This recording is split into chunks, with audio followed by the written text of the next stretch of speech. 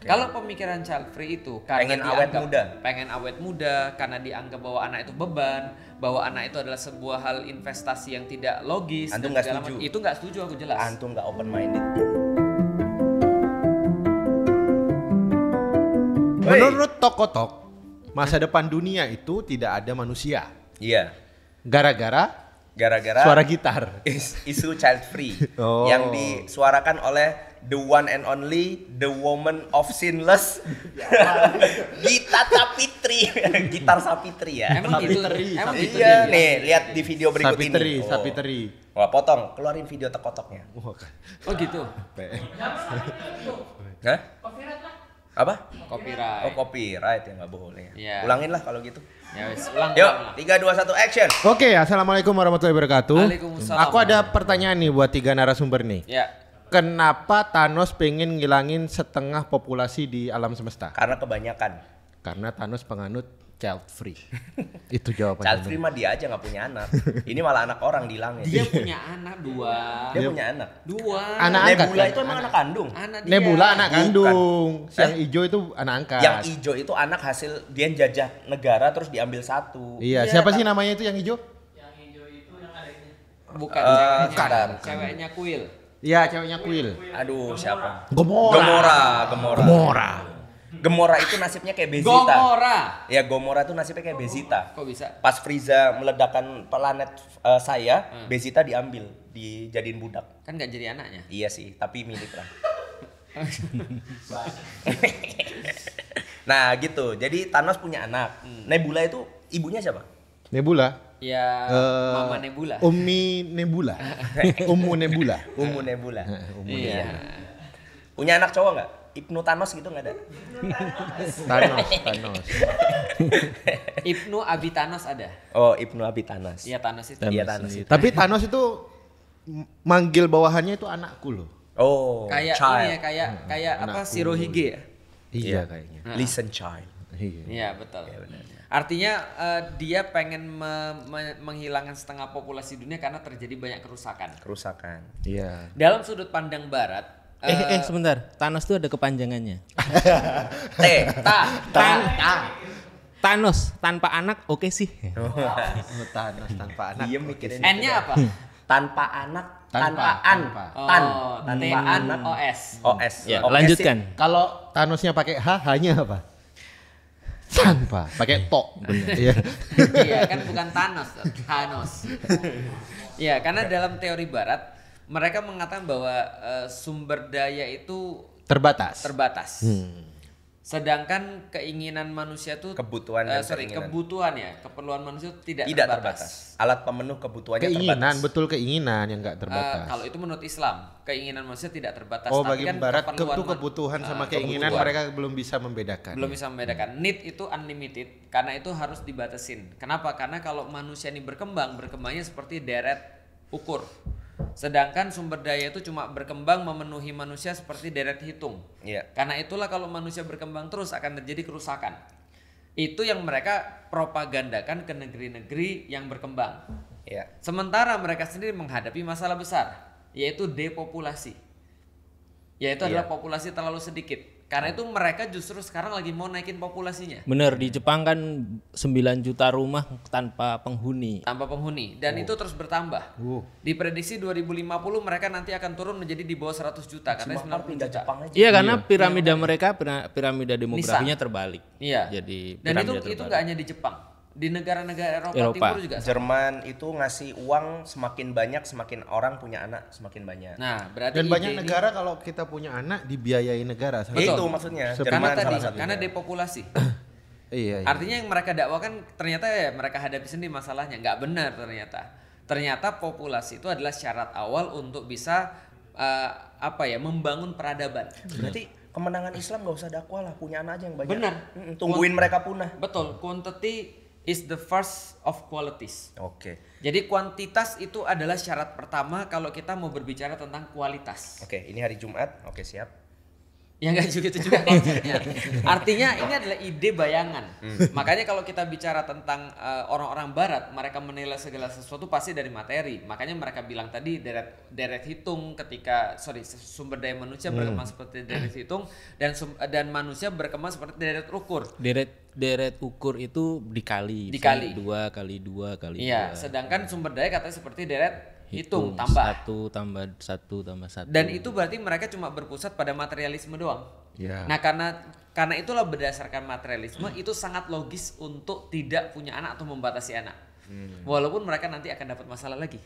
Ya tadi itu Tadi kekurangan populasi itu. Betul. Makanya kalau kita sebenarnya kalau kita berusaha untuk open minded ya, Asik. artinya kan kalau ada orang bilang bahwa aku agak risih sih, aku agak gatal ketika mendengar orang ngomong bahwa kita tuh harus open minded gitu, maksudnya jangan close minded. Sebentar, antum setuju child free nggak?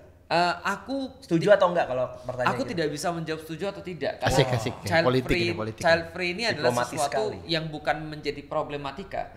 Karena ketika orang membahas tentang menunda anak atau tidak punya anak, ini sudah pembahasan para ulama dari dulu.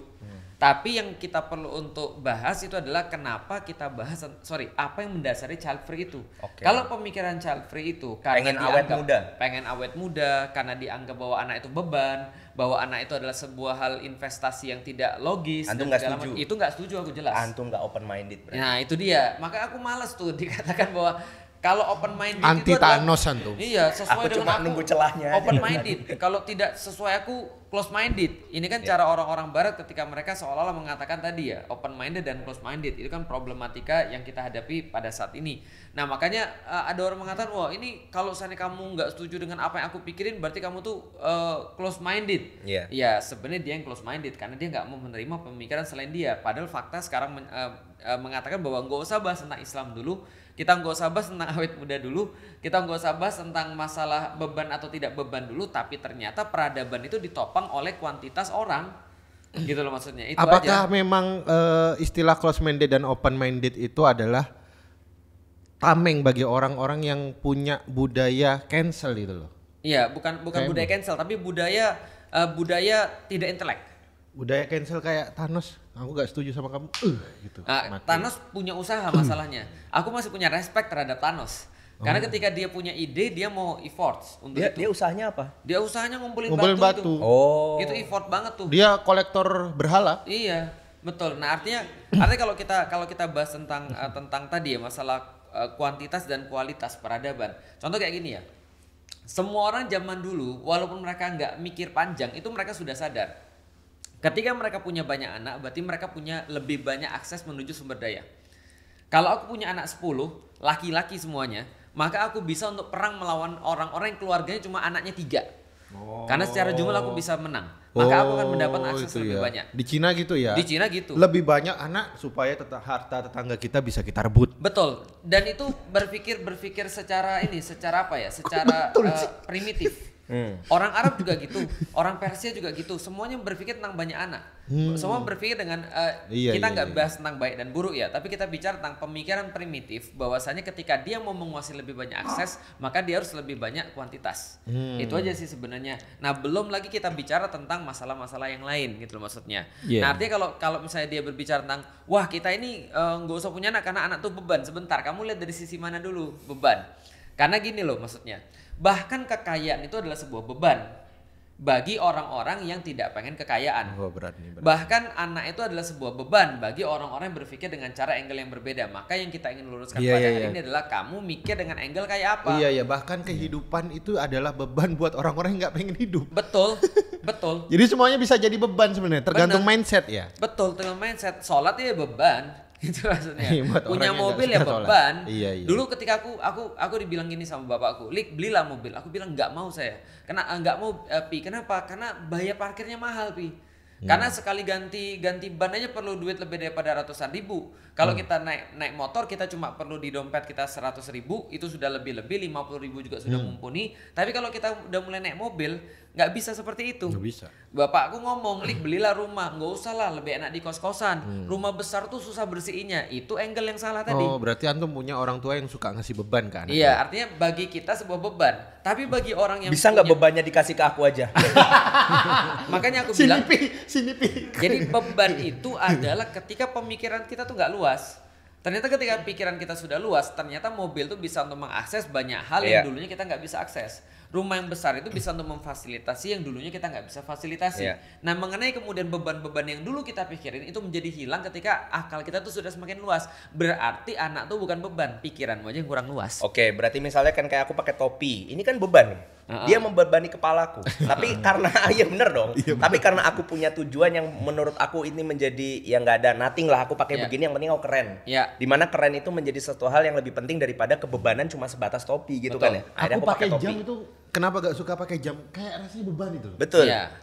Cuma kan yang jadi soalan urusan child free ya. Kenapa bisa ada seseorang yang merasa ada sebuah beban di mana mungkin 90% orang menganggap ini anugerah. Iya, trade off-nya apa? Nah, trade off-nya apa daripada itu gitu kan. Ini kan kita nggak usah ngomongin agama dulu lah, nggak usah ngomongin anak pahala jariah, nggak usah ngomongin macam-macam Ya, gitu ya. betul. Rasulullah berbangga-bangga di hari Ya. kemudian Nggak usah ngomongin itu, tapi berbicara secara humanity aja. Tidakkah kemudian dia berpikir bahwa dia terlahir dari orang yang tidak child free? Betul. Dan aku kemarin sebelum omongan itu viral, aku kan lagi nyari tentang ibu ya. Itu aku baca Ibu aku antum nonton kemana? apa? Nyari tentang ibu. Ibu di YouTube. Oh, di YouTube. Jadi aku dapat di YouTube itu sebuah kayak apa ya? Sebuah kayak tayangan yang membuat orang tuh berpikir ya tentang ibu. Nah, itu ceritanya adalah orang Korea, anak kecil dikasih list pertanyaan untuk dia tanyakan pada ibunya. Nah, yang menarik ada pertanyaan gini, "Ibu, apa yang ibu hilang ketika ada aku?" Apa yang ibu hilang? Nah, jadi Yang apa yang hilang dari ibu. Hilang dari ibu. Ibu tuh korban Oh. apa sih ketika aku tuh ada, ketika ibu melahirkan aku. Ketika aku ada, ibunya tuh menjawab ini. Yus, masa muda. Dalam bahasa Korea tentunya. Dia menjawab bahwa aku kehilangan masa muda. Terus kemudian anak ini bilang, "Enggak kok, kamu masih cantik kok." Anaknya tuh sedih tapi dia bisa menguasai diri, terus bilang, anak kecil sekitar 4 tahun gitu, "Enggak kok, ibu masih cantik kok. Bahkan ibu tuh yang paling cantik bagi aku," dan segala macam. Udah ngobrol-ngobrol lah mereka. Oh, terharu tuh. Terus ada pertanyaan lagi dari orang itu, anaknya bacain lagi pertanyaan. "Kalau ibu kehilangan sesuatu ketika ada aku, lantas apa yang ibu dapat ketika ada aku?" Nah, jadi trade off-nya apa? Jadi yang antum bilang tadi trade off, memang ibunya kehilangan youth, dia nggak bisa berteman lagi dengan orang, dia nggak bisa jalan-jalan lagi ketika Nggak ada bisa anak botox, ini, nggak bisa keriput. botox dan segala macam gitu kan ya. Jadi ada youth kehilangan masa mudanya lah kira-kira gitu. Sementara yang lain yang nggak punya anak mungkin bisa main, bisa traveling, bisa sekolah di Jerman dan segala macam. Iya, ke Gitu. Belanda bareng suami. Iya, dan seterusnya. Nah, apa yang ibu dapat ketika ada aku? Itu ibunya jawab apa? Kebahagiaan yang kamu nggak bisa bayangkan. Ya itu kalau di teori ada namanya value theory. Kita dengarkan seorang ibu berbicara. Luar biasa. Value. Trade off. Ini soal trade off, soal Iya. value. Value. Value itu nilai kan berarti. Jadi dengan value itu kita Aku bisa baru tahu. Nambah membuat kosakata. stratifikasi.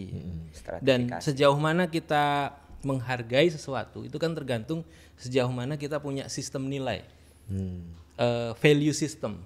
Value system itulah yang nanti akan membedakan bahwa satu kertas dengan kertas yang lain itu berbeda. Di mana satunya rupiah, satunya dolar misalnya. $100 dengan $100. Itu tergantung Nggak ada kertas 100 rupiah, 100 ribu. 100 udah nggak ada ya? Nggak ada. 1000. Ya, 10.000 atau 10.000 gitu ya. Itu soal itu sistem value. Kan tadi disebut juga ini soal pandangan yang lebih luas. Ya. Nah, kalau tadi kembali ke faktor peradaban ya, civilization itu kan ada 5 hal. Yang ini bisa menjadi value, ini bisa menjadi beban. Tergantung bagaimana kita memandang. Sudut pandangnya Sudut pandangnya apa? Yang pertama orang bilang Populasi. Populasi human resource Ya. atau human capital kalau orang bilang. Yang kedua natural resource atau natural Sumber daya capital, alam. Yang ketiga adalah teknologi.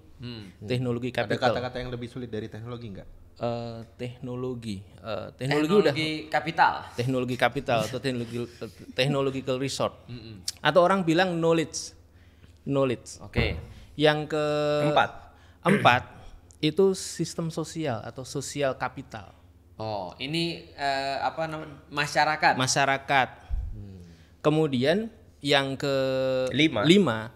itu bagaimana mereka terhubung satu sama lain dengan konstitusi namanya, konstitusi hukum. Nah, kelima hal ini yang kemudian menjadi basis peradaban. Nah, kalau tadi kita bicara human, ya tergantung perspektifnya. Apakah human ini menjadi beban karena dia menjadi faktor yang konsumtif, atau yang kedua dia menjadi faktor yang produktif. Jadi ini kerangka secara sederhananya begitu. Oke, Iya. sangat sederhana. Sangat sederhana kan? Berarti gini, aku bisa nambahin. Bisa jadi orang ini berpikir bahwa punya anak itu tidak worth it karena dia mengkorelasikan dengan sistem yang buruk yang ada. Artinya ternyata mungkin secara konstitusi, secara masyarakat dan lain-lain, influencing ke dianya itu menjadikan oh ya ini beban. Itu berarti dia bukan pelaku, dia tuh korban. Iya, mungkin Pemikiran dia itu. mungkin dia bisa jadi korban sekaligus pelaku. Gitu sih. Karena orang yang menjadi korban itu kan berarti kan dia jadi gini, korban itu kalau dia merasa bahwa korban itu adalah kalau dia Pasif. tidak pasif atau dia Pasif. tidak merasa bangga dengan pemikiran itu. Tapi kalau dia sudah merasa bangga dengan pemikiran, contoh kayak gini ya. Kalau dia udah aktif, dia Iya. bisa menjadi pelaku juga. Betul. Ada orang yang dibesarkan karena saking banyaknya anaknya. Dia merasa dia tidak diperhatikan. Bahwasanya secara keluarga dia miskin, anaknya 15 misalnya, dan dia anak ke-14 misalnya. Lantas dia merasa, wah kalau aja dulu orang tua aku nggak sebanyak itu anaknya, mungkin aku bisa kuliah.